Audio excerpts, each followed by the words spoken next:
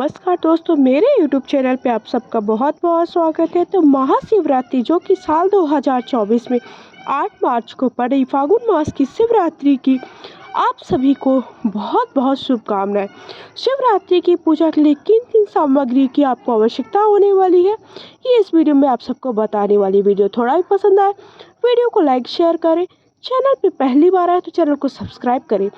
Comment box में जा कर के हर हर महादेव श्री शिवाय नमस्तुभ्याम अवश्य लिखिएगा। वीडियो को ज़्यादा से ज़्यादा लोगों के साथ शेयर करिएगा।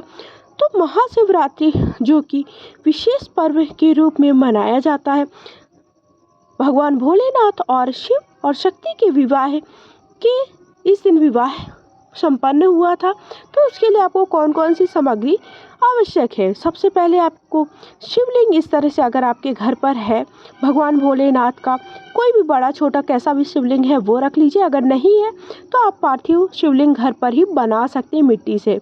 पार्थिव शिवलिंग कैसे बनाना है उसका वीडियो अलग से मैं चैनल पर शेयर करूंगी। उसके बाद एक लोटे में जल चाहिए है। उसके बाद शुद्धिकरण कराने के लिए, भगवान का अभिषेक कराने के लिए दूध दही ले लीजिए, या फिर आप पंचामृत भी बना सकते हैं। पंचामृत में सब चीज़ें एक साथ आप रख लेंगे, जैसे दूध दही घी शहद इत्र वगैरह एक साथ। उसके बाद अलग से एक पात्र में गंगा जल ले लीजिए। भगवान का शुद्धिकरण जब आप कराएंगे, अभिषेक कराएंगे, तो आपको ये सारी चीज़ों की आवश्यकता होने वाली है।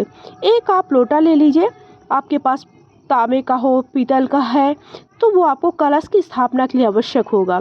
उसके बाद आपको पल्लव लगाने के लिए इस तरह से आम की टेरी ले लेनी है। आम की टेरी नहीं मिलती है तो आप अशोक के या पान के पत्ते का भी प्रयोग कर सकते हैं, लेकिन आप शिवरात्रि जैसे विशेष पर्व होते हैं उस पर आपको कलश की स्थापना अवश्य करना चाहिए। तो इस तरह से अगर आपको पंच पल्लव 5 बेलपत्ती की 5 पत्ती होनी चाहिए, या फिर अलग से 5 पत्तियां भी ले सकते हैं।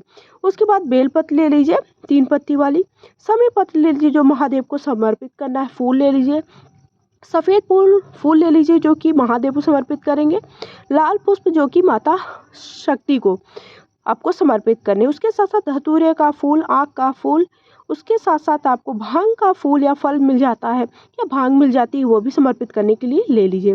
शिव परिवार के आपके पास फोटो तस्वीर मूर्ति जो भी है वो ले लीजिए। लाल पीला कपड़ा ले लीजिए, लाल कपड़ा और पीला कपड़ा, क्योंकि महादेव को पीला या सफ़ेद कपड़ा में आपको उन्हें विराजित करना है। घंटी किसी भी पूजा में आवश्यक होती है। माचिस ले लीजिए। इस तरह से दीपक बनाकर ले लीजिए जो कि आपको कलश बनाने के लिए। एक अलग से दिया ले लीजिए जो कि आपको आरती के लिए ज़रूरी है। हल्दी कुमकुम और अक्षत ले लीजिए। हल्दी कुमकुम हमें माता पार्वती अर्थात शिव शक्ति को चढ़ाने के लिए चाहिए। उसके साथ साथ बत्ती और अलग से घी या तेल जिसका भी आप दीपक जलाना चाहते हैं वो ले लीजिए, क्योंकि दीपक थोड़ा देर तक चलेगा, क्योंकि पूजा होगी। पूजा होने के बाद आप कथा वगैरह करेंगे तो उसमें थोड़ा समय लग जाएगा। उसके बाद जो भी आपको मौसमी फल मिल जाते हैं वो मौसमी फल ले लीजिए, 3 5 7 जो आपके पास है वो ले लीजिए। लेकिन इसके साथ साथ आपको इस बात का विशेष ध्यान रखना है कि महाशिवरात्रि पर बेर का भोग भगवान भोलेनाथ को अवश्य लगाना है। तो आपके पास नहीं है तो 3 5 की संख्या में भी अगर आपको भोग लगाने के लिए बेल मिल जाती है तो बेल ले लीजिए। बेल का फल भी मिल जाता है तो वो भी ले सकते हैं। उसके बाद इस तरह से आपको दीपक जो आप बनाएंगे तो पूर्ण पात्र के लिए आपको इस तरह से चावल ले लेने। चावल खंडित नहीं होने चाहिए, इस बात का विशेष ध्यान रखिएगा। उसके बाद भोग लगाने के लिए मीठे के रूप में जो भी आपके पास है वो आपको अनाज का भोग नहीं लगाना है, इस बात का ध्यान रखना है। तो जो भी आपके पास भोग है वो आप ले सकते हैं। कुछ भी मीठे में आप लड्डू वगैरह कुछ भी चढ़ा सकते हैं वो ले लीजिए। इसके साथ साथ डमरू है तो डमरू भी ले सकते हैं, क्योंकि शंखनाद ये सारी चीज़ें का विशेष महत्व होता है।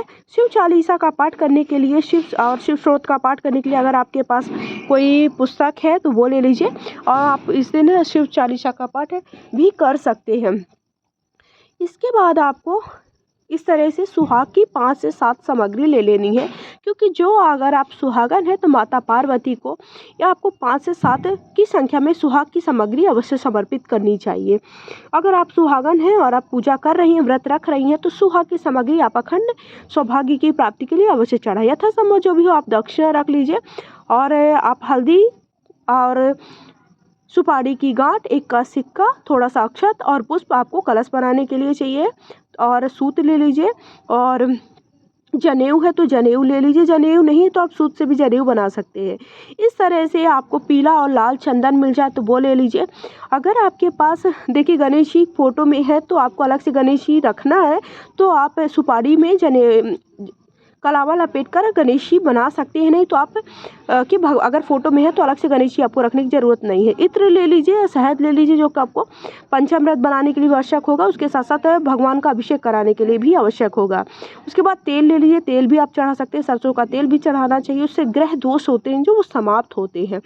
तो इस तरह से आपको पूजा के लिए कौन कौन सी सामग्री की आवश्यकता होने वाली है मैंने वीडियो में बताया। वीडियो थोड़ा भी पसंद आए तो प्लीज़ वीडियो को लाइक शेयर करें। पहली बार मेरे चैनल पर जुड़े तो चैनल को सब्सक्राइब करें। हर हर महादेव, श्री शिवाय नमस्तुभ्यम लिखकर वीडियो को ज़्यादा से ज़्यादा शेयर